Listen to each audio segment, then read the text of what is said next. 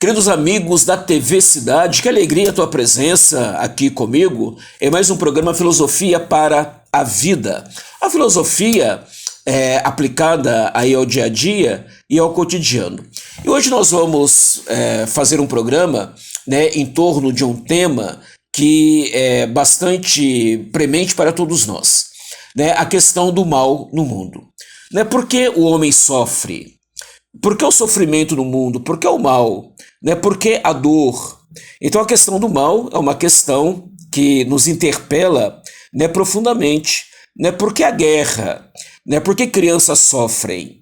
Por que a presença do mal no mundo? Sobretudo para aqueles que creem em Deus e acreditam no Deus que é amor e no Deus que é poder.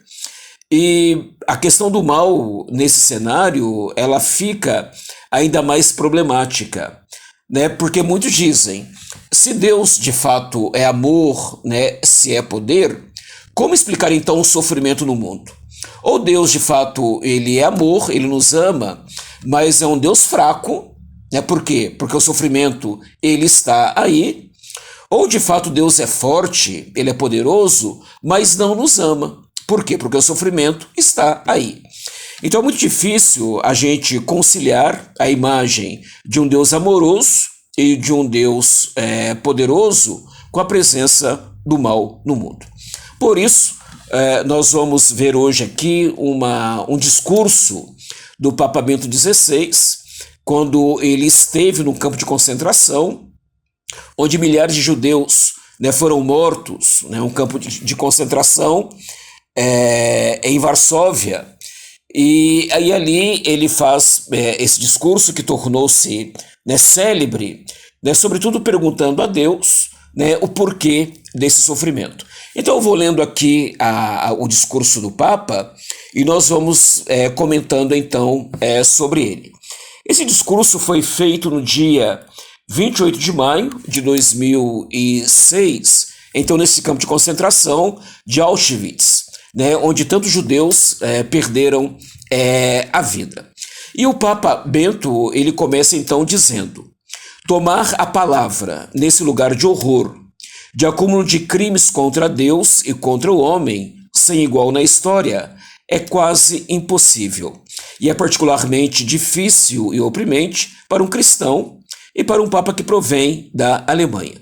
Então nós sabemos que o Holocausto nazista ele foi perpetrado pelos alemães na Segunda Guerra Mundial e agora temos ali, então nesse campo de concentração, o Papa Bento, que também é alemão e que vai então discursar sobre esse horror que foi o Holocausto, e ele já nos chama a atenção que é justamente um Papa alemão a fazer isso. E o Papa então continua: no lugar como este faltam as palavras, no fundo pode permanecer apenas um silêncio aterrorizado, um silêncio que é um grito interior a Deus. Senhor, por que silenciaste? Por que toleraste tudo isso?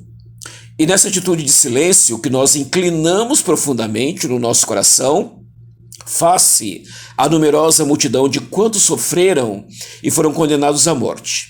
Todavia, esse silêncio torna-se depois pedido em voz alta de perdão e de reconciliação, um grito ao Deus vivo para que jamais permita uma coisa semelhante. Então o Papa Bento ele nos mostra que diante de um horror tão absurdo, um horror tão grande, a exemplo ali do Holocausto nazista, onde milhares de seres humanos perderam então a vida, a primeira atitude é o silêncio, um silêncio respeitoso. E para aquele que tem fé, depois do silêncio vem então a interrogação, uma interrogação que é feita diretamente a Deus. Por que, Senhor, toleraste tudo isso? Por que o Senhor permitiu que tudo isso acontecesse?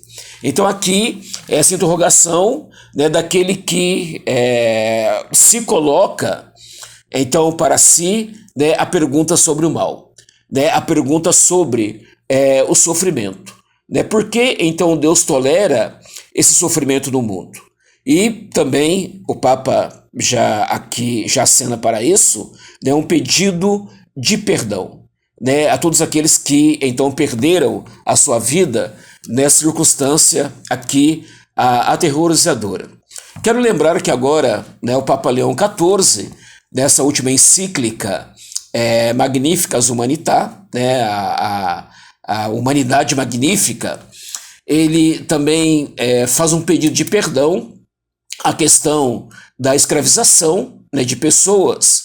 Então o Papa reconhece, né, que é um pedido que chega tarde, mas ele reconhece que, de fato, né, houve ali, né, um compromisso contra a dignidade, né, ou uma falta de compromisso, né, em relação à dignidade humana, em relação, né, à escravização de pessoas. E o Papa Bento, ele pede então aqui também, né, esse perdão e propõe então essa reconciliação. O Papa, ele prossegue então na sua carta, dizendo, no seu discurso, dizendo assim: há 27 anos, no dia 7 de junho de 79, estava aqui o Papa João Paulo II. Então ele disse: venho hoje aqui quantas vezes? E desci muitas vezes a cela da morte de Maximiliano Kolbe, e detive-me diante do muro do extermínio, e passei entre as ruínas dos fornos crematórios de Birkenau. Então o Papa João Paulo II já havia feito também esse percurso, né, que o Papa Bento naquele momento então fazia, lembrando que o Papa João Paulo II vinha então da Polônia, Papa polonês, e ali também o povo polonês castigado, né, pelos alemães na Segunda Guerra Mundial. E aqui o Papa João Paulo II, segundo o Papa Bento nos diz, relembrava do padre Maximiliano Maria Kolbe, que naquele momento, né, ele também ali prisioneiro nos campos de concentração, ele tem a coragem de dar a sua própria vida no lugar da vida de um pai de família, né? Ele propõe então ali aos soldados nazistas que iam executar esse pai de família, que o executasse no lugar desse pai de família. E de fato, né, isso acontece. E quando o Maximiliano Maria Kolbe é canonizado lá na Praça São Pedro, no Vaticano, pelo Papa João Paulo II, ali estava, na missa de canonização, esse pai de família que teve a vida salva, então, pelo São Maximiliano Maria Kolbe.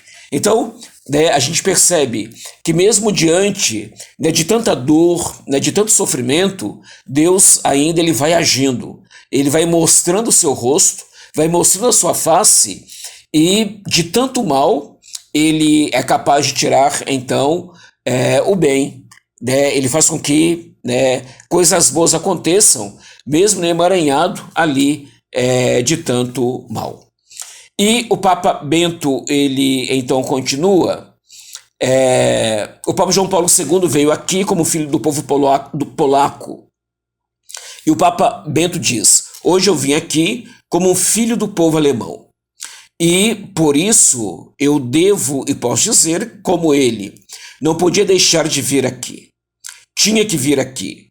E é um dever perante a verdade e o direito de quantos sofreram, um dever diante de Deus, de estar aqui como sucessor de João Paulo II e como filho do povo alemão, daquele povo sobre o qual um grupo de criminosos, olha como o Papa se refere ali aos nazistas do seu povo, né? Um grupo de criminosos alcançou o poder com promessas falsas, em nome de perspectivas de grandeza, de recuperação da honra da nação e da sua relevância, com previsões de bem-estar e também com a força do terror e da intimidação, e assim o nosso povo pôde ser usado e abusado como instrumento da sua vontade de destruição e de domínio. Então é interessante, aqui o Papa, ele reconhece, né, esse terror perpetrado, né, por um grupo, aqui ele diz de criminosos,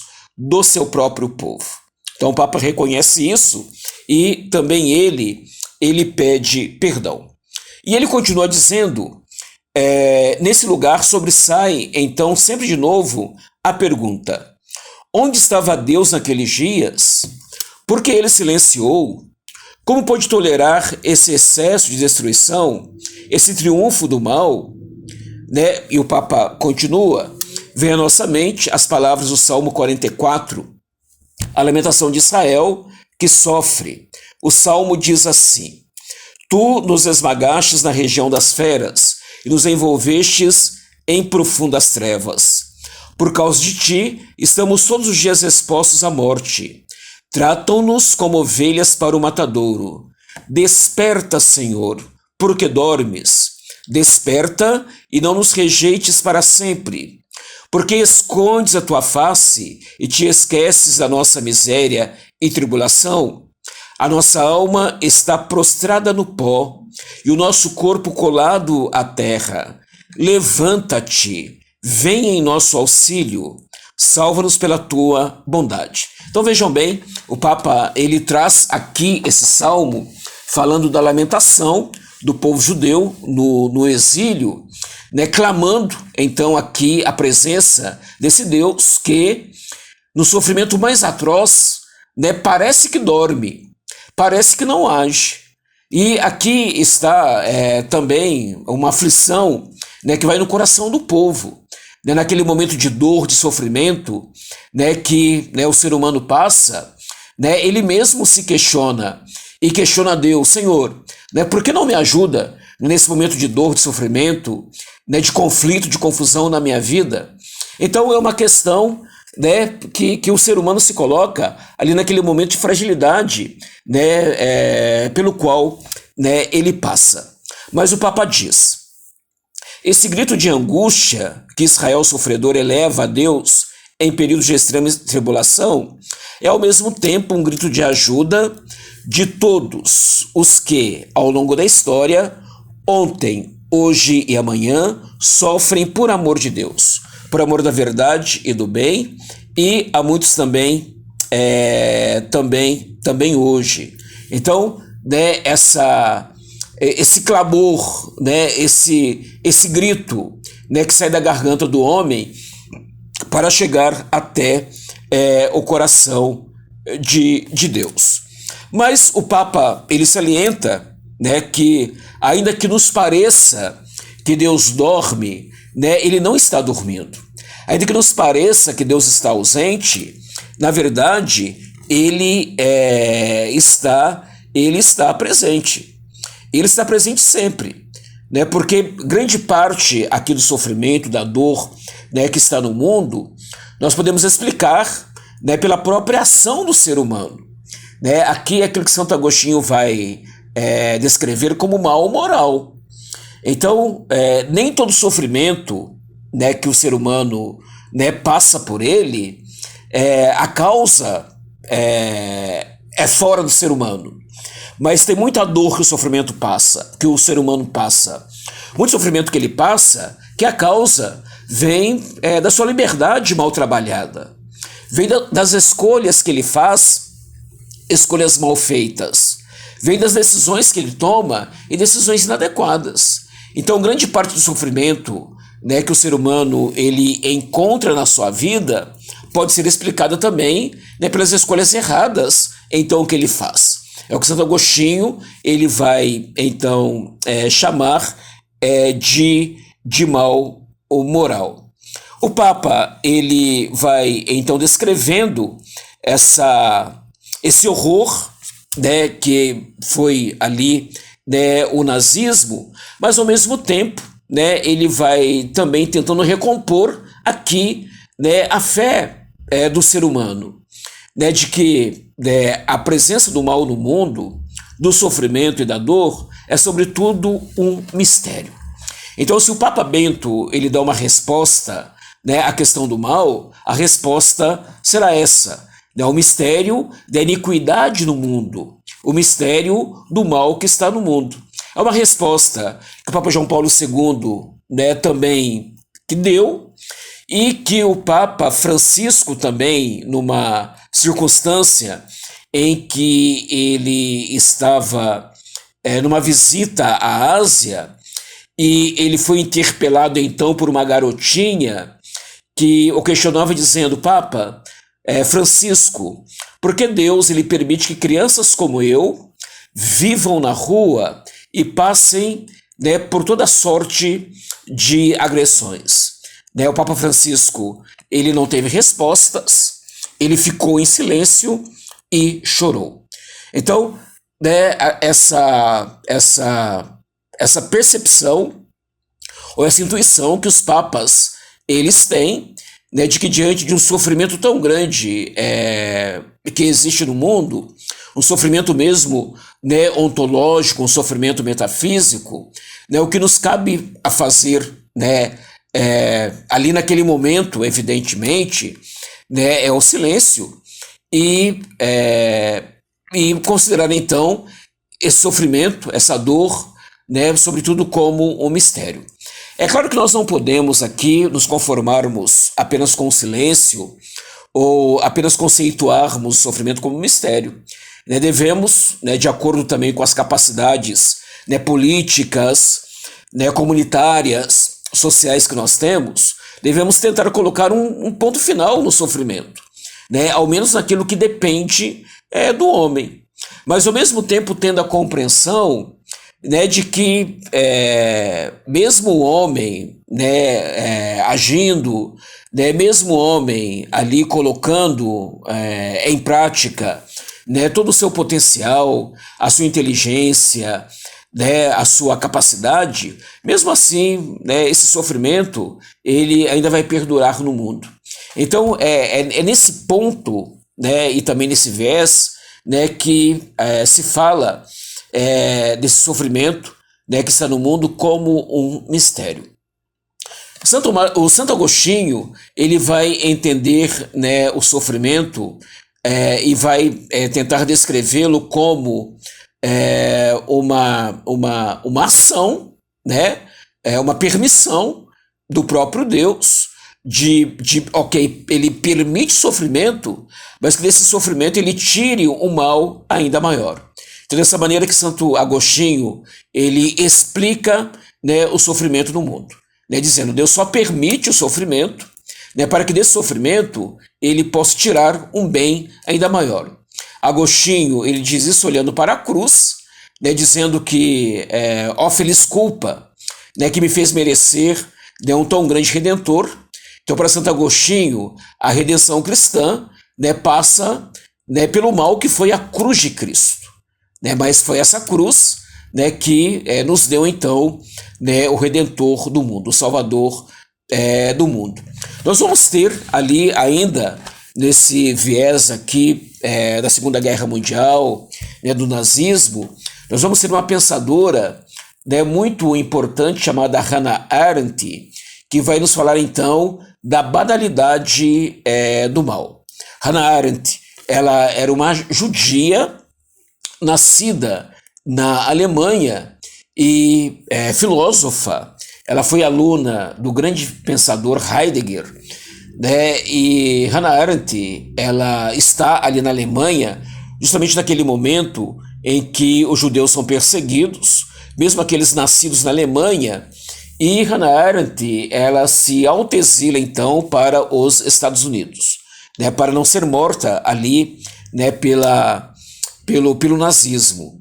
E depois que termina então a Segunda Guerra Mundial e que os nazistas são então procurados pelo mundo inteiro e alguns são capturados, né, tem então um que é capturado e é levado para Jerusalém para ser julgado. Hannah Arendt, que está então nos Estados Unidos, ela consegue participar desse julgamento, né, desse nazista lá em Jerusalém, né, como jornalista, e ela então se torna correspondente, né, de um grande jornal norte-americano, descrevendo então esse julgamento desse nazista, que depois é sentenciado à morte. E nesse trabalho que Hannah Arendt faz, ela vai perceber que o terror nazista, o Holocausto, né, a supressão da vida de tantos judeus, né, foi executado com uma extrema banalidade, né? E aqui ela vai dar então o nome que ficou célebre na história da filosofia, a banalidade do mal. Então, para Hannah Arendt, né, o Holocausto foi algo tão terrível, né, foi um horror, né, tão inenarrável, que ele era executado, mesmo sendo um mal absoluto, mas era executado de forma extremamente banal. Aquele funcionário alemão que apertava ali os botões, né, que puxava as alavancas das câmaras de gás e dos fornos crematórios, né, depois de um dia de trabalho, né, mandando centenas de milhares morrerem dessa forma, ao final do dia, retornava para a sua casa, sentava na sua poltrona e esperava então ali a esposa a servir-lhe, né, o jantar. Então, né, o mal totalmente automatizado, né, mecanizado, né, e por isso Hannah Arendt vem então e fala dessa banalidade do mal, o mal absurdo, o mal terrível, né, o mal intenso praticado, né, de forma banal. Enfim, o mal ele está aí, o mal está aí no mundo, né, grande parte desse mal, né, se deve à ação do próprio ser humano, mas nós não podemos, né, nos curvar ao mal, né, mas devemos de fato, né, combatê-lo com todas as nossas forças. Tem aquela história singela de um chefe indígena que dizia ali para os índiozinhos que dentro de cada um deles havia um lobo bom e um lobo mau. No que o índiozinho pergunta então para o chefe indígena qual deles era o mais forte. E o chefe indígena responde: o mais forte é aquele que você alimenta. Então que nós não possamos ali, então, né, de fato até numa postura ética, né, na sociedade, que nós não possamos flertar com o mal, que nós não possamos, né, alimentar o mal que está em nós. Na Noruega, há anos atrás, né, um terrorista, ele entrou em um campo numa tarde de verão, onde havia ali centenas de jovens. Esse terrorista, ele começa então a atirar a esmo. E naquela tarde, ele matou também dezenas de jovens. Um jovem sobrevivente, né, ali de 17, 18 anos, ele escreve então uma carta para esse terrorista, que hoje está preso. Esse jovem, ele escreve essa carta dizendo assim, para o terrorista: você acha que nos venceu, mas você não nos venceu. Você espera que nós paguemos o mal que você fez com o mal. Mas nós não fazemos isso. Nós vamos pagar esse mal que você fez praticando o bem.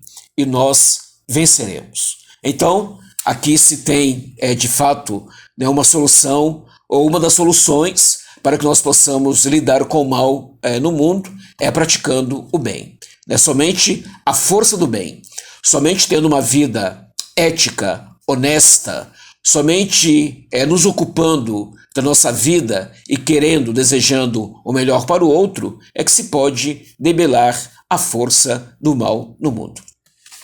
Obrigado a você que nos acompanhou até agora e nos encontramos então no próximo programa Filosofia para a Vida. A filosofia aplicada no nosso dia a dia, no nosso cotidiano.